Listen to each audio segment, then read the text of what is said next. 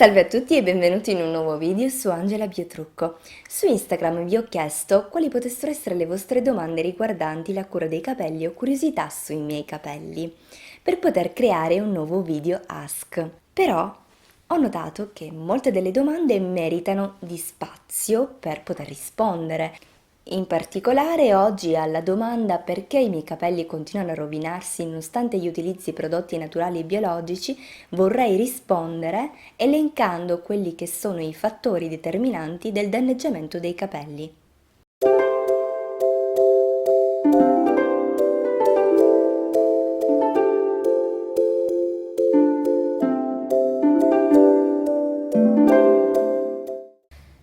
Fonti di calore, phon, piastra, ferro riccio ai capelli, ma anche il brushing eseguito con la spazzola di metallo.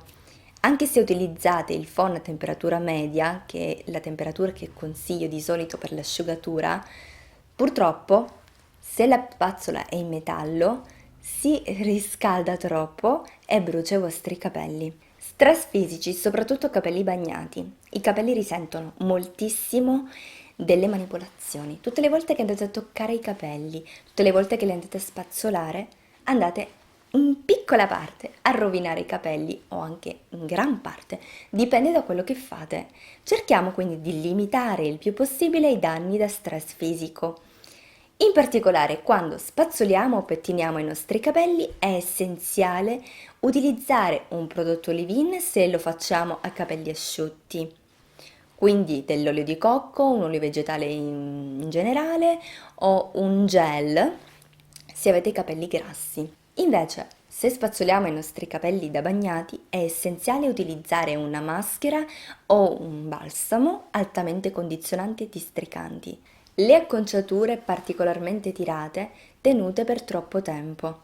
Chi fa una coda alta, uno scignone e lo tiene tutta la giornata, oggi, domani, dopodomani, per un mese, per 2 mesi, gli succede che i follicoli si infiammano e i capelli cadono in un modo esagerato, per non parlare poi dello stress che subisce la lunghezza del capello.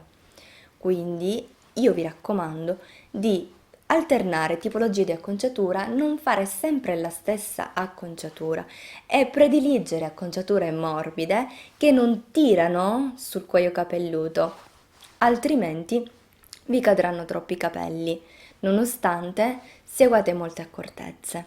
Sciogliere i nodi strappandoli. Ovviamente se andate a strappare i capelli si rovinano, è logico.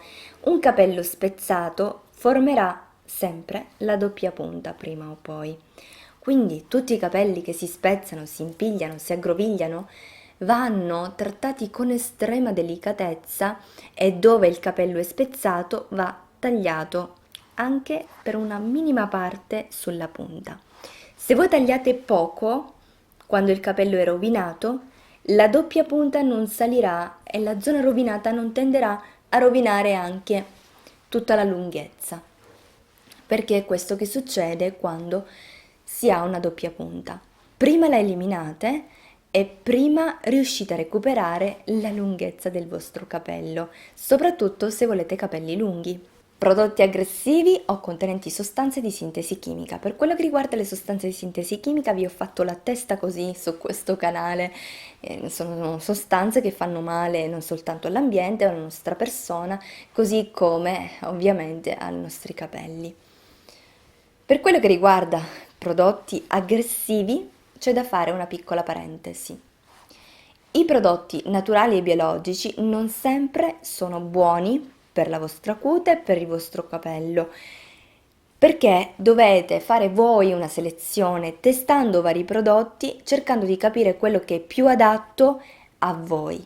Ogni persona è diversa da un'altra, ogni tipologia di cute o di capello è diversa e va trattata in modo diverso.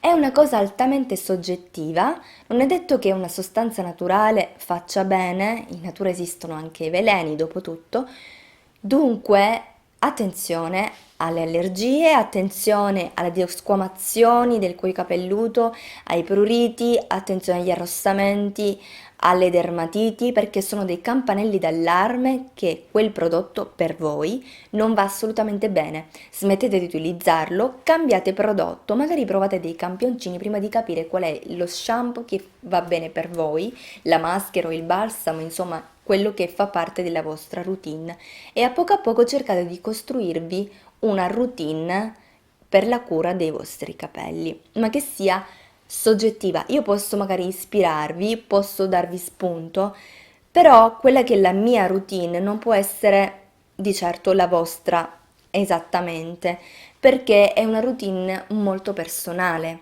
Un'altra cosa importantissima è quella di alternare i prodotti, non utilizzare sempre gli stessi, ma cambiarli, cercare di cambiarli nel tempo o magari utilizzare uno shampoo una settimana, uno shampoo un'altra settimana, così come i prodotti che riguardano il nutrimento e l'idratazione dei capelli, perché ai capelli non piace la stessa cosa prolungata nel tempo, così come quando noi ci alimentiamo non possiamo mangiare ogni giorno pasta e sugo, ci stancheremmo e incorreremmo in carenze alimentari. A proposito di carenze alimentari, anche le carenze alimentari contribuiscono al danneggiamento dei capelli.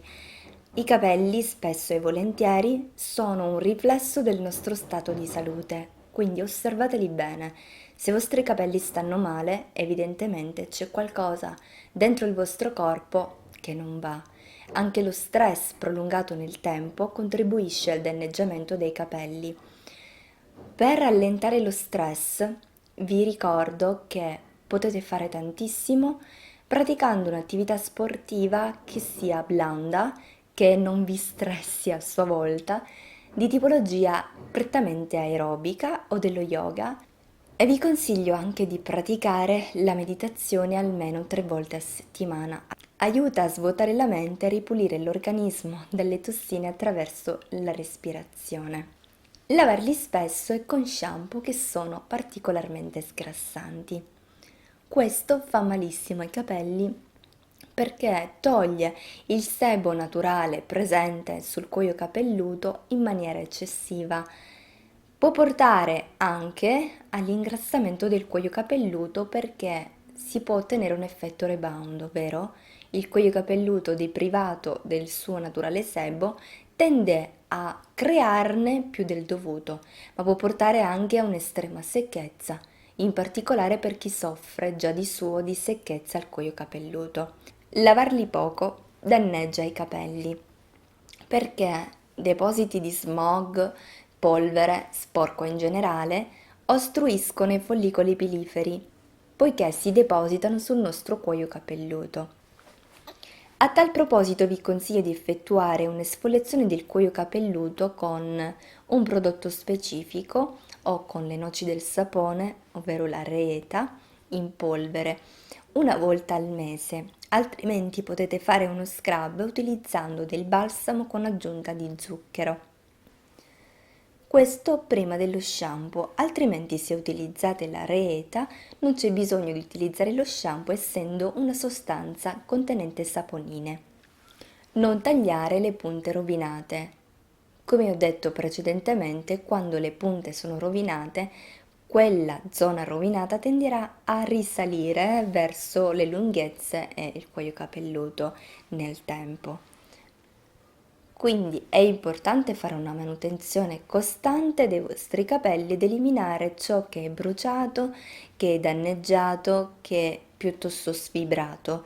Non è possibile riparare la parte sfibrata del capello. Si può tamponare, diciamo, come effetto cosmetico utilizzando un olio vegetale, ma non si può riparare assolutamente perché la parte estrema dei vostri capelli non ha la capacità di rigenerarsi. I capelli si rigenerano dai bulbi piliferi. L'uso di determinati farmaci può provocare causa dei capelli indebolimento, doppie punte, estrema secchezza, estrema grassezza, insomma, è evidente che i farmaci provocano uno squilibrio nel nostro corpo che logicamente si riflette sullo stato di bellezza dei nostri capelli. Io dico e ribadisco che La bellezza è un riflesso del nostro stato di salute. Con questo è tutto. Se avete qualcosa da aggiungere o da chiedere, fatelo nei commenti qui sotto e iscrivetevi al canale se non l'avete ancora fatto, mi raccomando, per supportarmi e per esserci. Ci vediamo al prossimo video su Angela Biotrucco. Ciao!